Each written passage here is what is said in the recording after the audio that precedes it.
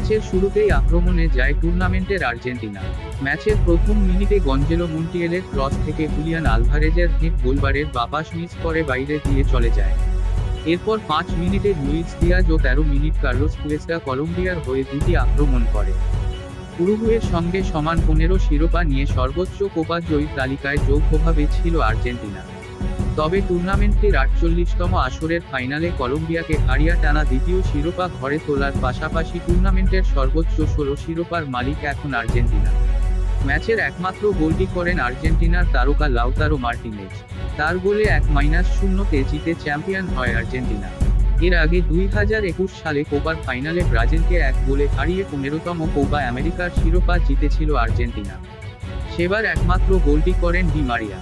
আর এবার কলম্বিয়াকেও ম্যাচের একমাত্র গোলে হারিয়ে শিরোপা ধরে রাখত আর্জেন্টিনা। ম্যাচের 112 মিনিটের মাথায় ডি বক্সের সামনে থেকে লো সেলসোকে বল বাড়িয়ে দেন ডান দিকে থাকা লাউতারোকে। বল পেয়েই এই ফরোয়ার্ড ঢুকে পড়েন বক্সের মধ্যে। তার সামনে ছিলেন কেবল কলম্বিয়ার গোলরক্ষক ভার্গাস।